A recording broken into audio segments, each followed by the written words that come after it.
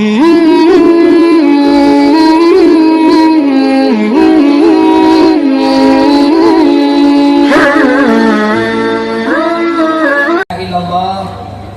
ashhadu anna Muhammadan abduhu wa rasuluh. Allahumma salli ala sayyidina Muhammad wa ala alihi wa sahbihi ajma'in. Amma ba'd. Faqad qala Allah subhanahu wa ta'ala fi kitabil karim wa huwa asdaqul qailin. A'udzu billahi minasy syaithanir rajim. Bismillahirrahmanirrahim. Ya ayyuhalladzina amanu taqullaha haqqa tuqatih wala tamutunna illa wa antum muslimun. Wahai orang-orang yang beriman, bertakwalah kalian kepada Allah dengan sebenar-benarnya takwa, dan janganlah kalian mati kecuali dalam keadaan beragama Islam. Ayat ini tiap Jumat dibacakan khatib. Tidak sah khutbah Jumat apabila khatib tidak baca ayat ini. Jangan kamu mati. Rasa-rasanya tidak masuk akal ini ayat. Rasa-rasanya tidak masuk akal. Jangan kamu mati. Memangnya mati kita yang ngatur. Kalau jangan kamu mati berarti mau hukum. Mau pak baru pak mati, besok nikah atau sudah pak kawin lagi. Mau hukum. Tapi yang namanya kematian kan bukan kita yang ngatur. Orang kaya mati, orang miskin mati, raja-raja mati, rakyat biasa mati, Pak Kapolres mati.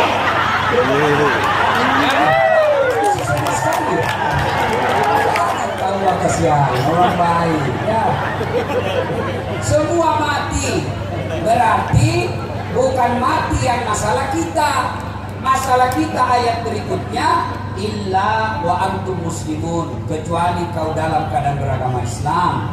Berarti ada orang Islam, KTP-nya Islam, nikahnya syariat Islam, tapi matinya kafir.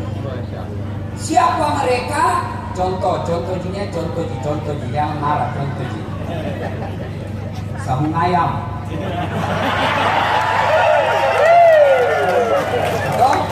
Didapat sama polisi, lari, jangan lari, masih lari, tembak peringatan, tembak 2 kali, masih lari, tembak 3 kali, masih lari, tembak ke langit, akhirnya dilumpuhkan, kakinya ditembak, kepalanya kena.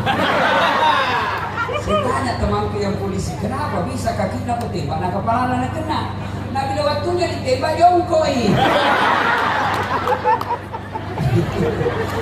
Ini polisi India, dan menembak lain kena. Ini polisi India, bukan polisi Indonesia. Kalau polisi Indonesia luar biasa, bikin tabligh akbar. Bu, yang musuh itu polisi. Kira enak ini kalau nggak ada polisi di Indonesia? Hah? Rumah dirampok, istri dibunuh, anak gadisnya diperkosa, harta diambil semua, pergi melapor di Polres. Tapi Pak Polisi, tolong bantu saya, cari pelakunya, penjara pelakunya, tegakkan keadilan. Nah bilang Pak Polisi, mohon maaf, baru 30 menit yang lalu Polres bubar.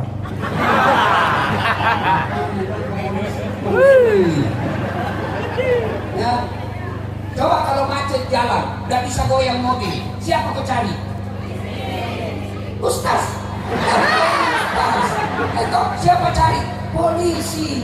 Makanya jangan kau pandang enteng itu polisi. Pun kalau ada yang minta uang di jalan, nah itu polisi India.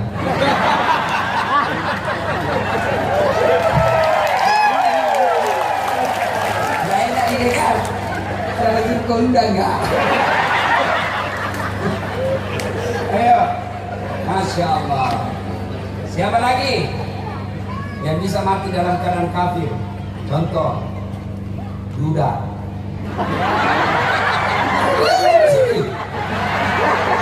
Dilarang nikah sama anaknya. Apalagi kau menikah matoa mako. Gimana kau menikah tua? Dengar ini yang suka larang bapaknya menikah. Hah? Itu laki-laki Nah, tidak bisa dikurus Ustaz. Saya bisa urus makannya, bisa kurus pakaiannya, semua bisa kurus, tapi satu yang tidak bisa kurus.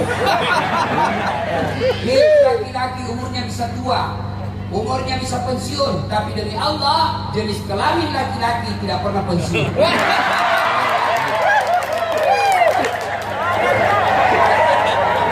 Apa? Akhirnya apa? Kau larang nikah bapakmu, dia suka nonton film porno. Presek tuh HP na bapak-bapak. Nah, dulu kakek kita 70 tahun nggak nikah lagi. Kenapa? Nggak pikir gitu seks. Kenapa? Nggak ada film porno zaman itu. Sekarang ada semua nih. Kau larang nikah, selalu film porno nonton. Akhirnya apa? Pergi di Makassar. Pergi sewa perempuan. Maka obat pil 2 biji. Overdosis dan serangan jantung, mati di atas perut perempuan, mati kabeh kau cilaka. Kenapa sekarang banyak laki-laki terjadi di Tator ini, di Toraja ini, banyak pelecehan seksual. Orang tua perkosa anak-anak di bawah umur. Itu karena kau larang orang tuamu menikah. Saya serius ini. Kasih nikah baik-baik, dia supaya tidak dirusak anak kasih masih kecil. Maka kalau ada duda di sini, nikah buka kapan? Daripada kau perkosa anak di bawah umur. Kalian juga cewek, jago pakaian yang tidak senonoh. Karena kami ini laki-laki tergantung perempuannya. Ya, coba kalau perempuan lewat pakai jilbab, paling diganggu sama cowok. Assalamualaikum. Paling itu. Tapi kalau yang lewat kelihatan bidadana, kelihatan pahana, dia berdosa. Tidak dilihat barang bagus. Ya pasti tidak suka. Ustaz tidak suka. Bohong itu kalau ada ustaz yang tidak suka.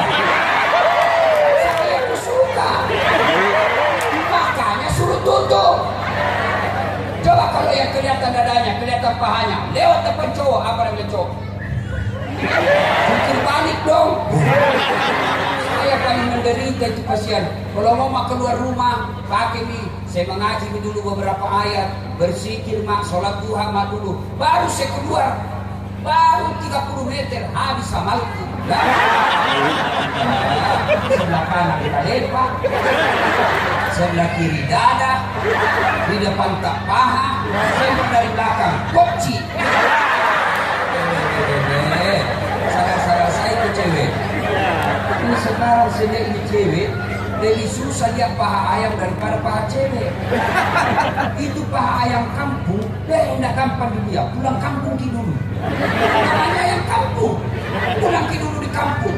Sudah sampai di kampung dilihat nih pahanya. Belum. Dibeli dulu itu ayam kampung 70.000. Sudah beli, sudah didapat pahanya. Belum, dikejar dulu. 1 jam dikejar. Mau didapat, naik pohon. Coba, sudah ditangkap, sudah dilihat pahanya. Belum. Dipotong dulu, dibaca bismillah.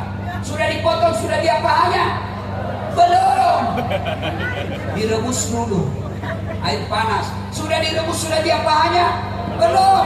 Dicabut bulunya. Paha ayam. Dibeli 70.000. Pulang kampung dulu. Dipotong pakai bismillah. Direbus pakai air hangat. Dicabut bulunya. Baru lihat pahanya. Paha cewek di Makassar. Berdiri maka di pinggir jalan. 10 pasang paha gratis. Yang ketawa. Ketawa baru anak kena.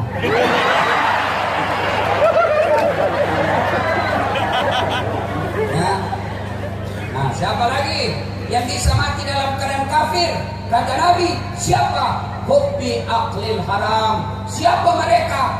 17 April yang lalu, mereka yang menerima serangan fajar.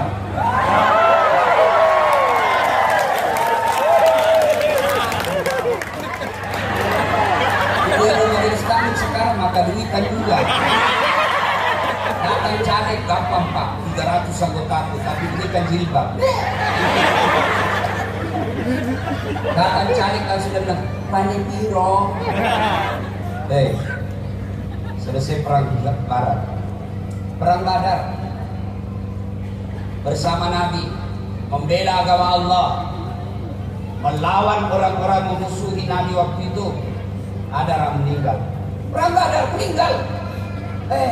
Sahabat berkata, dia masuk surga. Kata Nabi, tidak, dia masuk neraka. Kenapa? Kau periksa kantongnya. Ternyata setelah diperiksa kantongnya, ada uang negara yang diambil secara tidak sah. Baru dalam kantongnya mati, kata Nabi, dia masuk neraka. Apalagi aku sudah makan. Pantas 30 hari Ramadan kau berdoa kepada Allah, sampai sekarang doamu tidak dikabulkan. Kenapa? Kau makan barang haram, uang politik. 2020 mau pilkada lagi di Toraja, yang terjadi di uang politik. Ini tak tulis di rumahnya, siap menerima serangan fajar. Nah, jangan lagi ada itu. Kita juga para caleg jangkau sogo rakyat, calon-calon bupati jangkau sogo rakyat. Supaya apa? Ini politik tidak ada yang haram. Polisi, mau jadi polisi, jangan juga nyogok. Caleg, jangan juga nyogok. Selama kau terpilih karena nyogok rakyat, selama itu uang yang kau makan dari gajimu, kau makan uang haram. Nah, mudah-mudahan tidak ada lagi uang-uang serangan fajar. Bila bagaimana bisnis tak kalah ikhlas kembali. Karena yang kalah tolong. Sudah dikalah, kau ambil laguannya. Wakalainan Allah kemudian berfirman, Bismillahirrahmanirrahim, ya ayyuhalladzina amanu dukhulu fis-silmi kaffatan wa la tattabi'u khutuwatis syaitan innahu lakum aduwwun mubin. Wahai orang-orang yang beriman, masuklah engkau ke dalam Islam secara sempurna dan janganlah engkau ikuti langkah-langkah setan, karena sesungguhnya setan itu musuh yang nyata bagi kalian. Ibu bapak, ada enggak setan di tengah-tengah kita? Kira-kira ada setan tengah-tengah kita, Pak? Masa ada? Orang lagi ceramah ini. Ada, setannya bukan pocong. Tapi apa setan yang ada di tengah-tengah kita? Bentuknya handphone. Apa Ibu? Orang sudah ceramah masih begitu. Setan itu hatimu. Pura-pura lagi masuknya. Tapi dia bilang HP mahal. Setan saya itu HP dengar ini ceramah. Ibu-ibu yang pegang HP selama saya ceramah, saya doakan suaminya kawin lagi.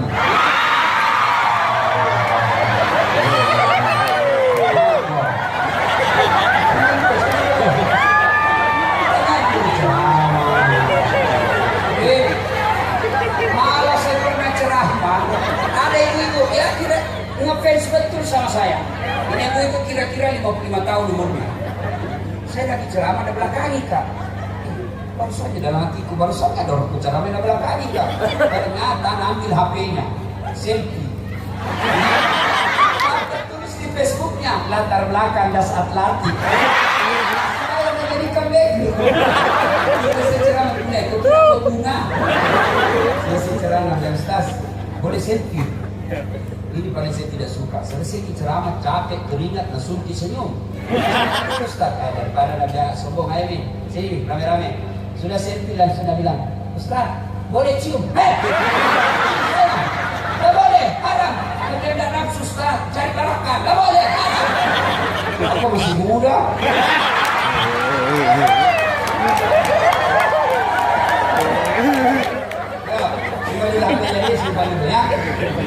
Wakalainan Allah kemudian berfirman, Bismillahirrahmanirrahim, Innallaha wa malaikatahu yusalluna ala nabi ya ayyuhalladzina amanu sallu alaihi wa sallimu taslima.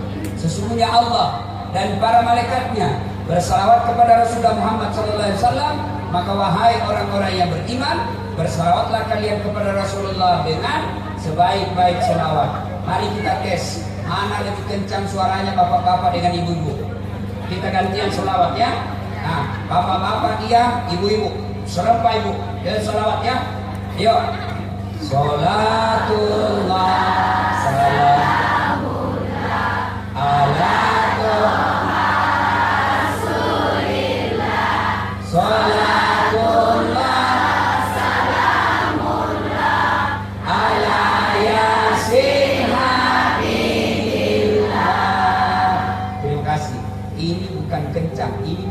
suara sahdu. Suara begini yang kasih nafsu laki-laki. Makanya cewek kalau natelpon ke cowokmu jangan kasih sahdu suaramu. Kau juga PNS kalau natelpon ke kepala dinas jangan kasih sahdu. Assalamualaikum. Waalaikumsalam. Gimana kode? Di rumah aja Pak. Kepala dinas nggak selingkuh. Coba beda kalau ditelepon. Assalamualaikum. Waalaikumsalam. Di mana? Di rumah Pak. Kenapa Kak? Dapat telepon aku itu. Waalaikumsalam. Benar sudah laki. Nah itu dia. Sekarang kita dengar ini bapak-bapak. Mana lagi kecil suara ibu. Dia kasih malu laki-laki Pak. Ayo, sholawat Pak. Ibu dia.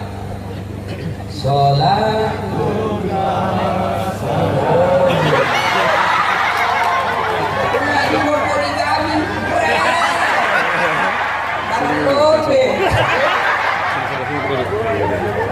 Bareng-bareng semuanya. Sholatullah salamullah ala toha rasulillah. Sholatullah salamullah ala yasin nabiyillah. Alhamdulillah. Terima kasih Ibu Bapak, saudara-saudara sekalian, teristimewa yang mewakili Bupati, terkhusus yang mengundang kita pada hari ini, Bapak Wakapolres dan Kepala Kantor Kementerian Agama Tanah Toraja, yang insya Allah dimuliakan dan dirahmati oleh Allah Subhanahu Wa Taala. Mohon maaf tidak menyebut nama satu demi satu, di samping keterbatasan waktu, juga yang sejujurnya saya tidak tahu nama. Saya mewakili Pak Bupati. Tadi saya sampai di rumah beliau minta maaf tidak sempat hadir karena beliau baru katanya dicabut giginya atau apa. Nah, nggak bisa banyak bicara ya. Maka mewakili beliau saya dikasih ini sebagai simbol persaudaraan sesama anak bangsa Republik Indonesia. Nih, serba. Saya barusan ceramah, seumur-umur saya jadi penceramah, barusan saya pakai selendang Tanah Toraja. Biasanya saya senang pakai selendang, tapi karena menghormati Bapak Bupati yang sangat mengayomi orang Islam yang ada di tanah ini, maka saya menghormati juga beliau dengan memakai cenderamata selendang. Ibu Bapak, saudara-saudara sekalian, kita halal bihalal. Halal bihalal ini bahasa Arab yang tidak ada di Arab. Halal bihalal ini bahasa Arab yang hanya ada di Indonesia. Apa halal bihalal itu? Bukan syariat Islam, bukan perintah agama, tapi ini tradisi. Apa artinya halal bihalal? Secara bebas dan terjemahannya bisa dikatakan halal bihalal itu artinya adalah menghalalkan yang tadinya tidak halal. Bahasa Parisnya si halalaku. Paris itu Pari-Pari dan sekitarnya. Di Bugis. Banyak orang Bugis di sini. Banyak. Ya, ini orang Bugis kemana-mana. Saya pergi ke Filipina Selatan, ada orang Bugis. Saya pergi Sabah Sarawak, Malaysia, banyak orang Bugis. Saya pergi pelosok Kalimantan Timur namanya Bidu-Bidu, bahasa Bugis orang di sana. Saya pergi ke Pulau Kijang, Sumatera, banyak orang Bugis. Begitu saya masuk penjara, banyak juga orang Bugis. Saya dengar ini bilang, ada itu Ambo. Itu kan ada itu Udin sedunia. Ada juga Ambo sedunia. Ambo yang banyak uangnya, namanya Ambo Dalle. Ambo yang untung terus bisnisnya, Ambo Uber. Ambo yang tidak pernah lolos macale, Ambo Sakta. Ambo yang banyak di bengkel, Ambo Tang. Ambo yang panjang umurnya, Ambo Tuo. Bapak saudara-saudara sekalian, ini matahari aku dulu. Saya menghindari matahari karena saya jelek. Kalau hitam nama jelek. Ayo, Halal bihalal. Inti dari halal bihalal itu ukhuwah, persaudaraan. Saya ceramah dari Sabang sampai Merauke, ya, semua temanya sama. Dengan halal bihalal kita merajut persaudaraan. Makna terpenting halal bihalal kerukunan. Sekarang pertama dulu harus kita tahu, kenapa putus persaudaraan? Apa sebabnya putus persaudaraan? Penyebab pertama putus persaudaraan sekarang yang baru banyak terjadi, pemilu dan pilcaleg. Gara-gara beda pilihan, mereka bermusuh.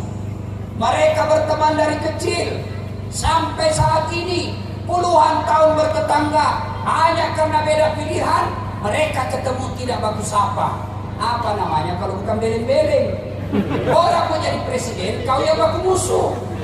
Sekarang selesai di pilpres, tidak ada lagi cebong, tidak ada lagi kampret, tidak ada lagi Prabowo, tidak ada lagi Jokowi, tidak ada lagi 01, tidak ada 02. Sekarang yang ada 01 tambah 02 sama dengan 03, Persatuan Indonesia.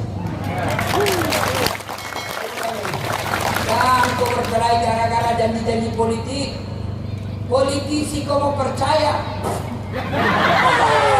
Nah janji-janji kau ini kartu namaku, pilih kak, sama-sama ki orang Toraya, pilih saya, ada masalahmu, telepon saya 24 jam. Begitu terpilih, nah ganti nomor HP-nya. Tidak kau percaya itu kalau politisi ngomong. Anda boleh nak gandeng di sorga juga nak janji ki. Begitu terpilih, nah lupa ki, gara-gara itu kau mau berpecah belah, jangan. Sudahlah, pilpres sudah selesai, pilcaleg sudah selesai. Baiklah, kembali kau merajut kebersamaan. Yang kedua, penyebab orang putus persaudaraan apa? Sombong. Apa sombong? Pakai barang mahal? Tidak.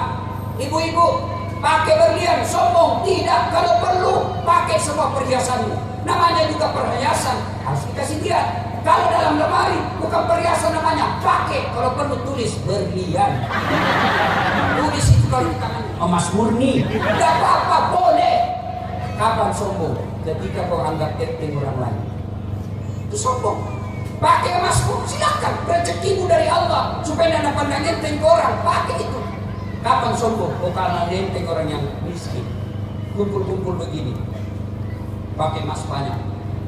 Gue terus. Kalian kok kita manis? Apa?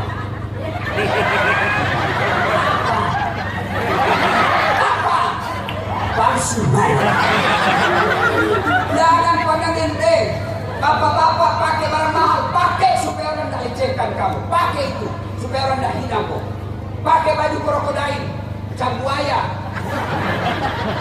Kamar kakak 2 juta. Apa sombong? Belum tentu. Yang katanya itu krokodil kalau asli kepalanya menghadap ke dalam, yang palsu kepalanya menghadap ke luar, jadi buaya darat. Apa sombong? Belum tentu.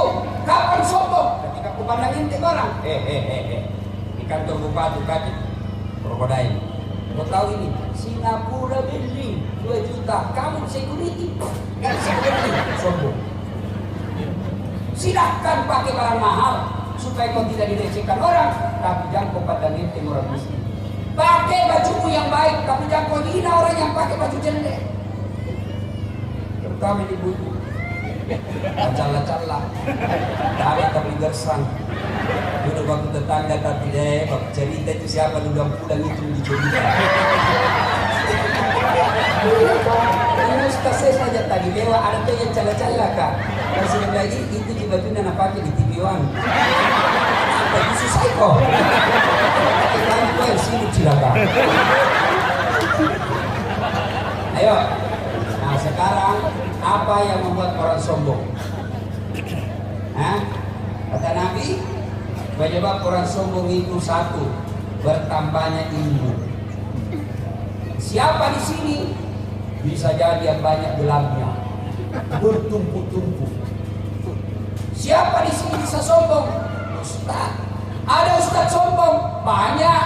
Mana ustaz sombong? Yang yang ceramahnya hanya memaki, menghina, menghasut, tidak mau menerima perbedaan pendapat, hanya dia yang benar, berbeda pilihan, berbeda itu maka itu sudah sombong itu. Ada memang sekarang Pak baru belajar agama 6 bulan, itu pun melalui YouTube.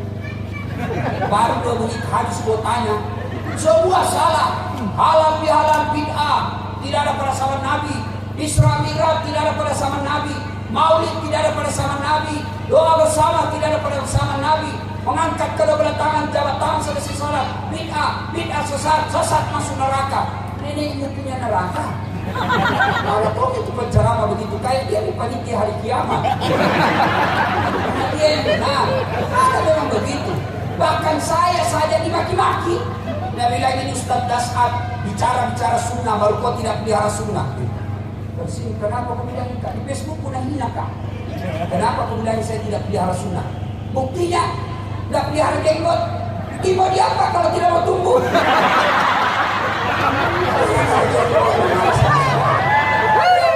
Sudah dikasih minyak kali. Bagi urea.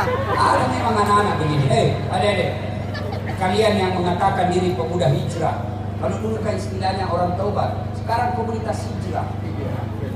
Hijrah itu bukan sekedar pelihara jenggot. Hijrah itu bukan sekedar celana jingkrang. Hijrah itu bukan sekedar afwan, jazakallah khair, ya akhi. Dia itu orang Arab. Bilang aku saja maaf, jangan bilang afwan. Kita orang Indonesia. Bilang aku saja terima kasih. Iya kau pelihara jenggotmu, celanamu jingkrang, afwan, jazakallah khair fahalu, tapi kau sombong, kau tidak ada nilaimu di hadapan Allah. Apa yang kau sombongkan dengan ilmumu? Kayak ada memang itu orang Pak, kayak dia yang saja mau benar. Alasan tidak ada pada zaman Nabi. Kalau tidak ada pada zaman Nabi, tolong kau ceramah jangan pakai mic. Jangan kau pakai mic kalau kau ceramah. Kenapa? Tidak ada mic pada zaman Nabi.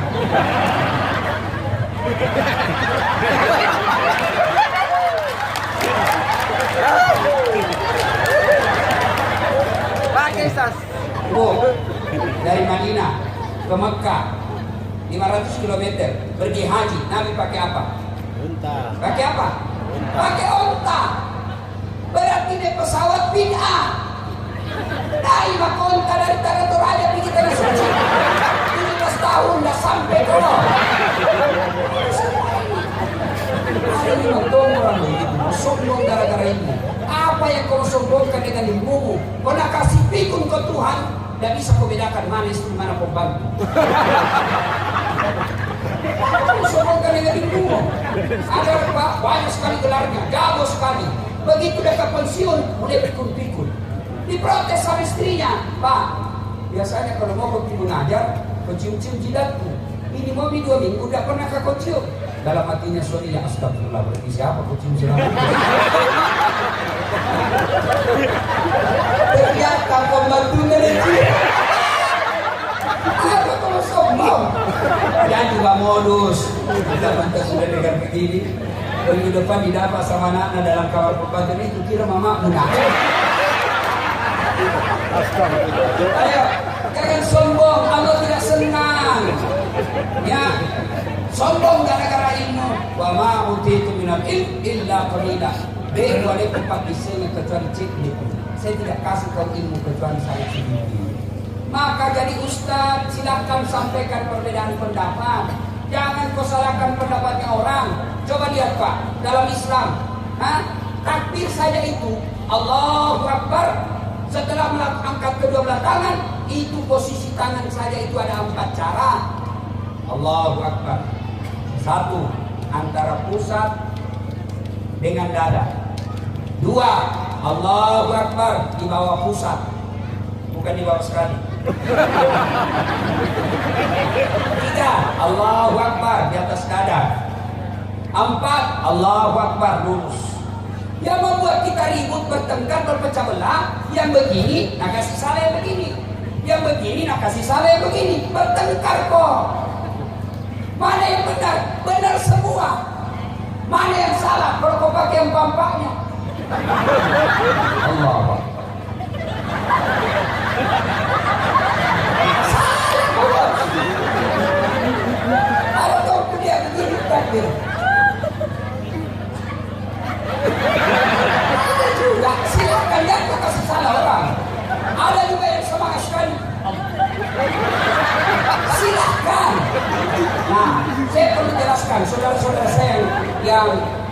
Kristiani. Saya perlu jelaskan. Kenapa berbeda seperti orang Islam? Kenapa? Sebab hukum Islam itu namanya hadis. Sumbernya hadis itu Pak hanya tertulis. Tertulis ini tidak ada videonya. Beda kalau Bapak sekarang beli laptop, cara menggunakannya ada tutorialnya, ada videonya, cara cabut bendera, cara cabut baterai, cara mencolok baterainya, cara membunyikannya, ada videonya, ada kalimatnya. Sementara hadis 1400 tahun yang lalu tidak ada video, tidak ada foto. Maka hadis cuma kita terima. Saya melihat Nabi, misal saya melihat Nabi takbir sejajar dengan bahu. Kalimatnya sejajar dengan bahu, tidak ada videonya, tidak ada fotonya. Maka ulama menjalankan persepsinya. Sejajar dengan bahu, pertama dia begini. Kenapa? Dilihat dari depan. Sejajar. Yang kedua, Allahu Akbar. Sejajarnya mana? Dari atas. Mana yang cocok? Cocok semua. Pakai mama. Enak kalau begini, tidak bertengkar. Ya, jangan sombong gara-gara ilmu. Yang kedua, sebab sombong. Yang kedua kata Nabi, sebab datangnya sombong, pangkat jabatan. Bupati mau sombong, yang kau sombong. Kenapa? Kau jadi bupati 5 tahun saja. Kalau terpilih lagi 10 tahun, tidak terpilih, wabillahi taufiq wal hidayah. Ayo terus, terpilih lagi. Kapolres mau sombong, jangan sombong. Kenapa? Ada batas. Oke lah, kau masih baik, ada batasnya. Apa? Batasnya pensiun. Biar kau sepuluh satu saat kali Kapolri pensiun keluar kau tongkat komando kasih orang lain. Kapolres saja tidak boleh sombong, apalagi Wakapolres. Apa sih? Nah, anggota DPR mau sombong, apa yang kau sombongkan? Kau jadi anggota DPR karena rakyat pilih kamu. Apa yang kau sombongkan? Jangan jabatanmu. Jangan sombong. Kepala dinas olahraga mau sombong. Jangan sombong. Kau jadi kepala dinas olahraga karena bupati suka kau. Oke, nak suka kau bupati. Kalau tidak suka kau istrinya, kedua. Istri kadang-kadang dia kosong-kosong, Pak. Apa yang disombongkan dengan jabatan, Pak? Yang ketiga, penyebab sombong apa?